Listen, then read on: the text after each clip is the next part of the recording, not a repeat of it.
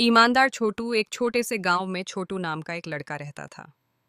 छोटू की उम्र 10 साल थी और वह अपने माता पिता के साथ एक छोटे से मिट्टी के घर में रहता था। छोटू का परिवार गरीब था, लेकिन उसके माता पिता ने उसे हमेशा ईमानदारी और मेहनत की सीख दी थी। छोटू स्कूल जाता था और पढ़ाई में बहुत अच्छा था। वह अपने गांव में सबके बीच अपनी शरारतों और हंसमुख स्वभाव के लिए भी जाना जाता था। एक दिन छोटू स्कूल से घर लौट रहा था। रास्ते में उसे एक चमकीली चीज जमीन पर पड़ी दिखाई दी। उसने पास जाकर देखा तो पाया कि यह एक चमकदार सोने का सिक्का था। छोटू ने सिक्के को उठाया और इधर उधर देखा कि कहीं इसका मालिक तो नहीं दिख रहा, लेकिन आसपास कोई नहीं था। उसका मन ललचाया। वह सोचने लगा, इस सिक्के से मैं कितनी चीजें खरीद सकता हूँ। नई किताबें, खिलौने और शायद माँ के लिए एक सुंदर साड़ी भी। लेकिन तभी उसे अपनी माँ की बात याद आई। छोटू, जो चीज तुम्हारी नहीं है उसे लेना चोरी है। ईमानदारी से कमाया हुआ एक पैसा चोरी के 1000 रुपये से बेहतर है। छोटू ने सिक्के को अपनी जेब में डाला और सोचने लगा कि इसका असली मालिक कौन हो सकता है। छोटू गांव के चौक की ओर चल पड़ा, जहां गांव के लोग अक्सर इकट्ठा होते थे।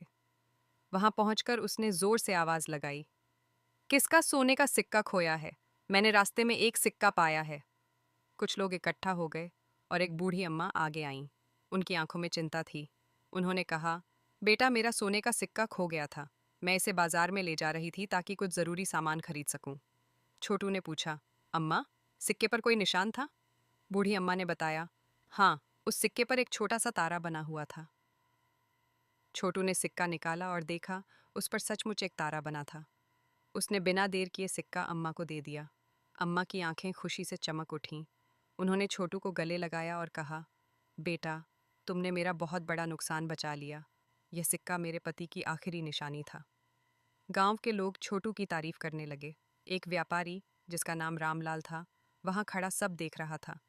उसने छोटू को बुलाया और कहा, छोटू, तुम्हारी ईमानदारी ने मेरा दिल जीत लिया। मैं तुम्हें अपनी दुकान पर काम करने का मौका देना चाहता हूँ।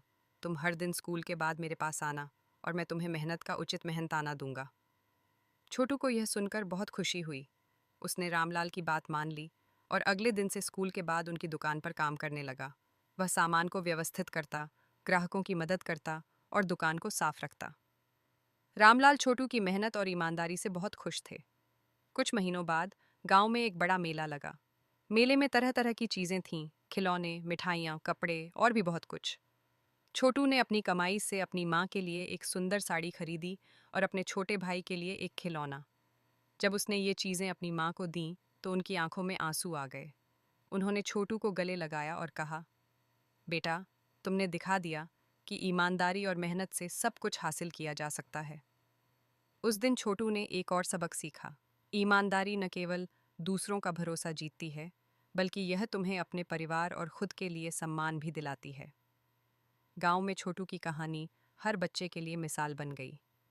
सभी बच्चे उससे प्रेरणा लेने लगे और समझ गए कि सच्चाई और मेहनत का रास्ता भले ही मुश्किल हो, लेकिन वह हमेशा सही होता है। नैतिक ईमानदारी सबसे बड़ा धन है। यह न केवल दूसरों का भरोसा जीतती है, बल्कि हमें आत्मसम्मान और खुशी भी देती है।